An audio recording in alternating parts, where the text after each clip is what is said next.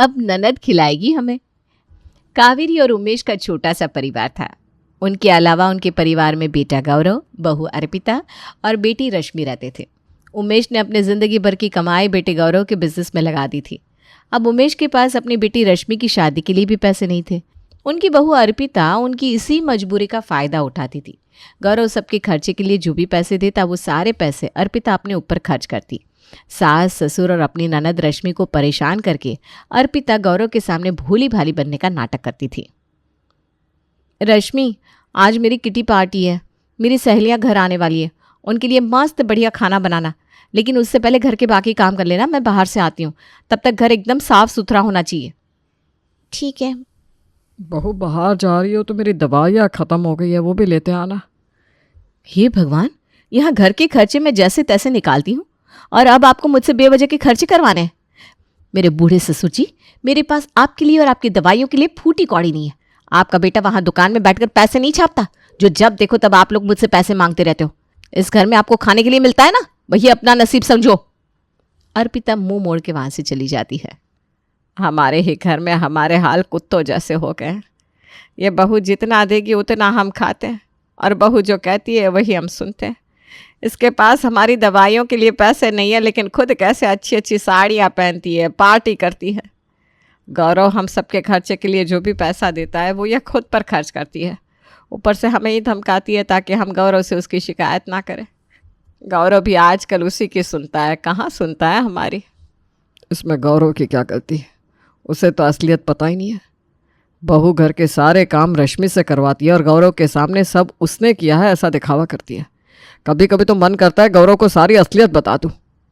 नहीं पापा, आप ऐसा कुछ भी नहीं करोगे। अगर हम भैया को सच्चाई बताएंगे तो भी कुछ फ़ायदा नहीं होगा। आपको पता है ना भाभी कैसी है, उनका फिर से भैया के सामने रोना धोना शुरू हो जाएगा। हर एक कोशिश करके वो आपको भैया के सामने झूठा साबित कर देगी। हाँ जी, रश्मि की बात सही है। नाटक करने में बहू एकदम माहिर है। गौरव के सामने इतना मीठा बोलती है कि किसी को यकीन ही नहीं होगा कि वो असलियत में कैसी है। रश्मि, बाकी किसी खर्चे के लिए पैसे नहीं मिलेंगे तो भी चलेगा, लेकिन दवाइयाँ ज़रूरी है। पता नहीं क्या करें। माँ, मैंने उसके बारे में कुछ सोचा है, आप चिंता मत करना। शाम तक मैं पापा की दवाइयाँ ले आऊँगी। पहले घर के सारे काम निपटा लूँ, नहीं तो भाभी आकर फिर से तमाशा करेंगी। मुझसे बहुत बड़ी गलती हो गई। अपनी ज़िंदगी भर की कमाई मैंने गौरव की दुकान में लगा दी। रश्मि की शादी के लिए और अपने बुढ़ापे के लिए खुद के पास 1 रुपया नहीं रखा। अब गौरव की कमाई से जो भी पैसे आते हैं उस पर बहू मज़े कर रही है और हाल हमारे हो रहे हैं, और हमसे भी ज़्यादा हमारी रश्मि के। पापा आप चिंता ना करो, हमने किसी का बुरा नहीं किया, हमारे साथ भी बुरा नहीं होगा। कभी ना कभी भैया को भाभी की असलियत पता चल ही जाएगी। अर्पिता ने बताए हुए घर के सारे काम रश्मि निपटा लेती है। घर के काम खत्म होने के बाद रश्मि बाहर जाती है और आते वक्त उसके हाथों में उमेश की दवाइयाँ थी।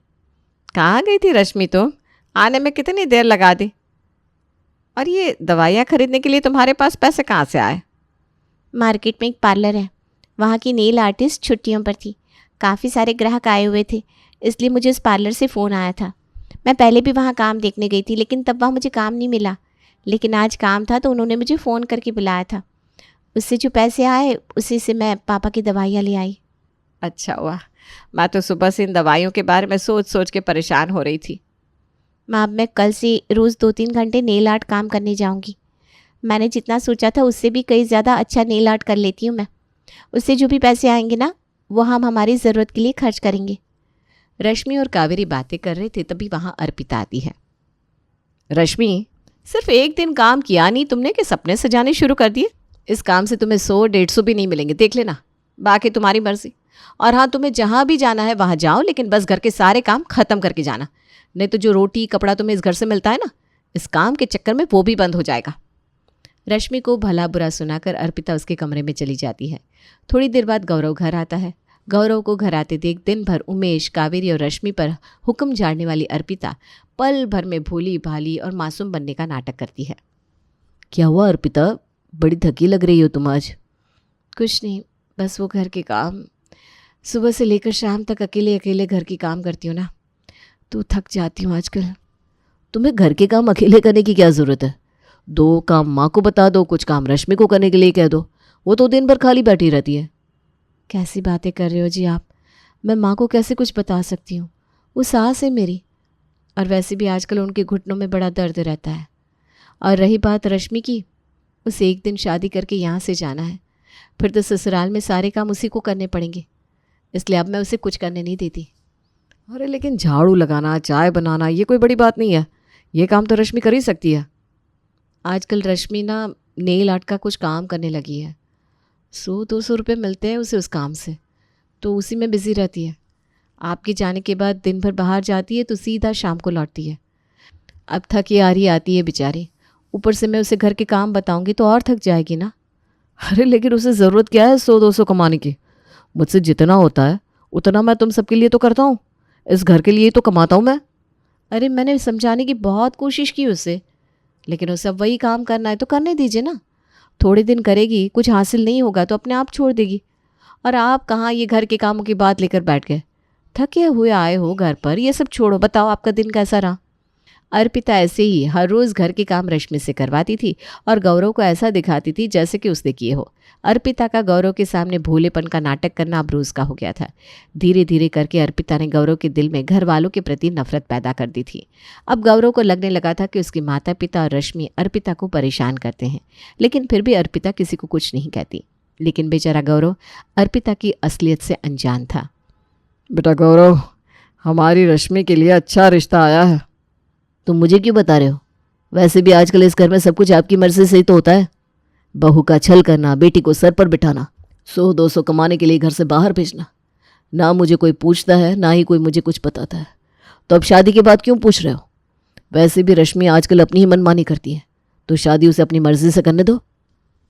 सिर्फ रिश्ता आने से शादी थोड़ी ना हो जाती है गौरव। शादी में कितना खर्च लगता है, हम कैसे करेंगे सब अकेले? रश्मि की शादी के लिए मैंने जो पैसे रखे थे वो दुकान के खर्चे के लिए तुमने मुझसे ले लिए। तब तुमने क्या कहा था कि जब तुम्हारा दुकान अच्छे से चलने लगेगा तब तुम मेरे सारे पैसे लौटा दोगे। हाँ तो आपकी लाडली बिटिया कमाती है ना नेल आर्ट से कुछ पैसे। वैसे भी उसे दुनिया वालों को दिखाना है कि मैं निकम्मा हूँ, कुछ कमाता नहीं हूँ, इसीलिए तो वो घर घर जाकर 100-200 रुपये का काम करती है। अब उसे कहना अपनी शादी का खर्चा भी उन्हीं पैसों से निकाल ले। वैसे भी मेरे दुकान का धंधा मंदा चल रहा है, मेरे पास इसकी शादी के लिए पैसे नहीं है। ये तुम क्या बोल रहे हो बेटा? तुम्हें पता भी है रश्मि 100-200 कमाने के लिए दर दर क्यों भटकती है? तुम दिन भर दुकान पर रहते हो, घर में क्या होता है तुम्हें कुछ अंदाज़ा नहीं है। मुझे सब कुछ पता है। हाँ, बहू ने कान भरे होंगे ना तुम्हारे, तुम तो आजकल उसी की बोली बोलते हो। माँ उस बेचारी को क्यों कोस रही हो? अर्पिता कभी मुझे आप लोगों की गलतियां नहीं बताती। तुम दोनों दिन भर उसे 17 काम बताते हो, वो अकेले घर के सारे काम करती है, लेकिन फिर भी आप लोगों को आपकी ये प्यारी बेटी रश्मि उसी की चिंता है, उसी की फिक्र है। लेकिन अर्पिता कभी भी मेरे पास आकर आप लोगों की शिकायत नहीं करती। पर मुझे तो दिखता है ना कौन कैसा है कौन नहीं। माना कि व्यस्त रहता हूं लेकिन अंधा नहीं हूं मैं। गौरव, तुम सच्चाई से अनजान हो इसलिए ये सब बोल रहे हो। अगर तुम्हें सच्चाई पता चल गई ना तो। कौन सी सच्चाई? उमेश, कावेरी और गौरव की बातें अब झगड़े तक पहुंच गई थी। अर्पिता के चेहरे का रंग फीका हो गया था। उसे लगा कि अब उसकी पोल खुल जाएगी, तभी वो बीच में बोल पड़ती है। अरे झगड़ा क्यों कर रहे हो? घर की बात मोहल्ले तक पहुंचानी है क्या? ए जी, आप जाइए अपने काम पर। देखिए, रही बात घर के कामों की, तो मैंने कभी आपसे शिकायत की है क्या? मैं जैसे हर रोज़ घर को, घर वालों को संभालती हूँ, वैसे आगे भी संभालूंगी। लेकिन प्लीज़ आप लोग झगड़ा मत कीजिए। देखो माँ पापा, आप लोगों की गलती है, लेकिन फिर भी मेरी पत्नी कितनी समझदार है। वो हर बार मुझसे आप लोगों की गलतियां छुपाती रहती है। लेकिन अब बस बहुत हो गया। हमारे घर में जो मतभेद चल रहे हैं ना, उन सब की जड़ ये रश्मि है। अब वो इस घर में रहेगी नहीं। अर्पिता, मैं तुम्हारा अपमान इस घर में और नहीं सहूंगा। आंगन में जो छोटा कमरा है, उस कमरे में इस रश्मि का सामान शिफ्ट करने के लिए उसे कह दो। जो इस घर में काम नहीं करता, घर वालों के बीच में झगड़ा करवाता है, उसकी जगह उस आंगन में है। अब मैं इस रश्मि को अपने घर में बर्दाश्त नहीं करूंगा। अरे लेकिन गौरव बेटा। गौरव कावेरी को अनसुना करके वहां से चला जाता है। अर्पिता ने बिना कुछ कहे गौरव से अपनी बात मनवा ली थी। गौरव की रश्मि के लिए नफरत इतनी बढ़ गई कि उसने अपनी ही बहन को अलग कमरे में शिफ्ट कर दिया था। अगले दिन सुबह अर्पिता रश्मि के कमरे में पहुंच जाती है। ओ महारानी, सज धज के कहाँ चली? तुम्हें क्या लगा मैंने तुम्हें घर से निकाल दिया है तो तुम्हारे पीछे से घर के काम छूट जाएंगे? ये बात मत भूलो कि उस घर में तुम्हारे माँ बाप अभी भी रहते हैं। चुपचाप घर में आकर घर के सारे काम करना, नहीं तो तुम्हें जैसे मैं घर से बाहर निकाल रही हूँ ना, वैसे ही तुम्हारे माँ बाप को भी। नहीं भाभी, मेरे साथ आपने जो किया सो किया। माँ और पापा को उसी घर में रहने दो। भैया के घर से जाने के बाद मैं घर आकर हर रोज़ घर के सारे काम करूँगी। वैसे तुम ना काफ़ी समझदार हो, मेरी अधूरी बात भी अच्छे से समझ जाती हो। अभी तुम्हारे भैया दुकान पर चले गए हैं तो अब घर चलो, पहले घर के सारे काम निपटाओ, खाना बनाओ, बाद में तुम्हें जहाँ जाना है वहाँ जाना। आई बात समझ में? रश्मि घर से अलग रहने लगी थी, लेकिन फिर भी अर्पिता रोज़ उसी से घर के सारे काम करवाती थी। एक दिन अपना भी आएगा यही आस लगाई बैठी रश्मि रोज़ सुबह जल्दी उठती, घर के सारे काम करती, दिन भर इधर उधर काम ढूंढती फिरती। रश्मि फिर आकर घर के सारे काम करती थी। देखते ही देखते दिन बीतते गए। अब रश्मि की नेल आर्ट की चर्चा चारों ओर होने लगी थी।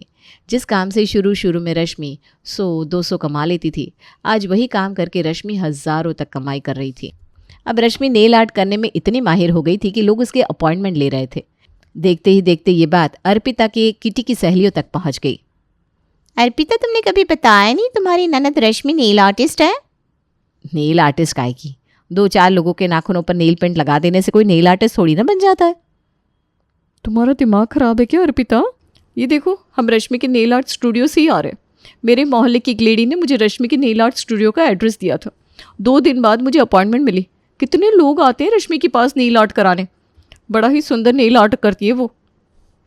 हाँ, और कितनी सुंदर दिखने लगी है पहले से, कपड़े भी कितने अच्छे पहनने लगी है। अपनी सहेलियों की बातें सुनकर अर्पिता चौंक जाती है। अर्पिता को विश्वास ही नहीं होता कि भोली भाली जिसे अर्पिता नौकरानी समझती थी, उस रश्मि ने खुद का नेल आर्ट स्टूडियो ओपन किया है। इसी सोच में अर्पिता रश्मि के नेल आर्ट स्टूडियो तक पहुंच जाती है। वाह रश्मि, तुम्हारा स्टूडियो तो काफ़ी अच्छा है। इतने लोगों को तुम्हारी तारीफ़ करते हुए देख मैं तुम्हें बता नहीं सकती मुझे कितनी खुशी हो रही है। मैं क्या कहती हूँ, मुझे अच्छा नहीं लग रहा तुम्हारा ये अलग घर में रहना। एक काम करो ना, तुम फिर से अपने घर में आ जाओ, हम खुशी से रहेंगे साथ में। नहीं भाभी, मैंने एक नया फ्लैट लिया है, मैं माँ पापा के साथ वहाँ शिफ्ट होने वाली हूँ। वैसे भी आपको हमारी वजह से काफ़ी दिक्कत होती है ना। अरे रश्मि, हम एक है, तुम्हें और माँ पापा को अलग रहने की क्या ज़रूरत है।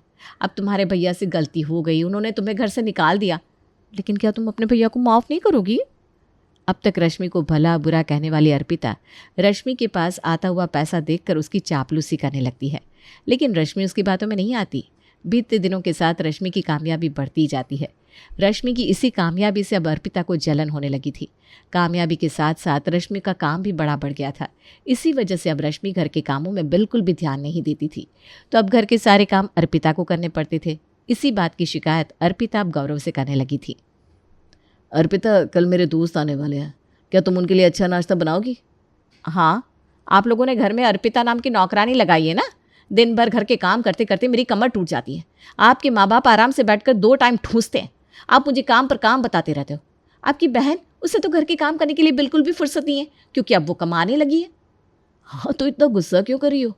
पहले भी घर के सारे काम तुम ही तो करती थी, लेकिन तुमने कभी भी मेरे साथ इतने गुस्से में बात नहीं की।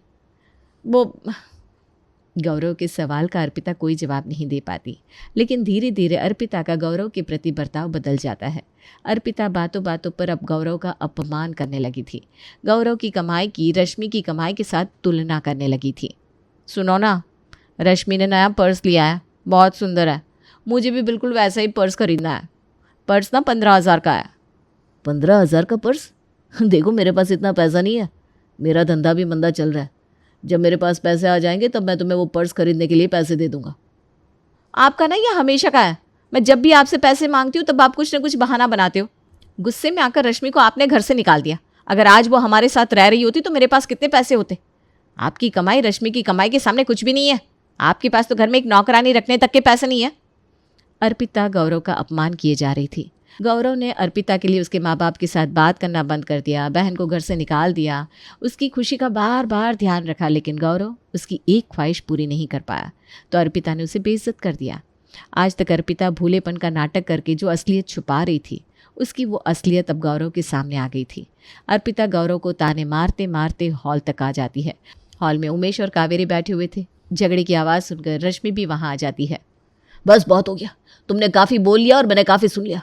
आज तक तुम अच्छी होने का सिर्फ नाटक करी थी, आज तो तुमने दिखाई दिया, यही तुम्हारा असली चेहरा है। अच्छा हुआ बेटा तुम्हें इसके असलियत के बारे में पता चल गया। इसने हम पर, हम बता भी नहीं सकते, इतने अत्याचार किए हैं। तुम हमारी दवाइयों के लिए जो पैसे देते थे, ये औरत उन पैसों से पार्टियां करती थी। वो तो अच्छा हुआ कि रश्मि बिटिया नेल आर्ट का काम करने लगी और इस वजह से तुम्हारे पापा के लिए हम दवाइयाँ खरीद पाते थे। आप सब इस औरत को क्यों झेलते रहे? कभी मुझे बताया कुछ क्यों नहीं? बहू ने तुम्हारे मन में हमारी छवि इतनी खराब कर दी थी, तुम हमारी बातें सुनने के लिए तैयार ही नहीं थे। और जब भी हम बताने की कोशिश करते तो बहू हमें डरा के धमका के चुप कर देती थी।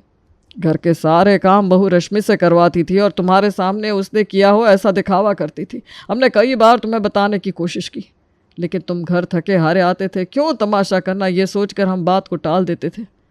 हमें लगा कभी ना कभी बहू सुधर जाएगी। पापा, ऐसी लालची औरतें कभी नहीं सुधरती। हमारे घर के झगड़ों की जड़ मैं रश्मि को समझता रहा, लेकिन उस बेचारे की इन सब में कुछ गलती नहीं थी।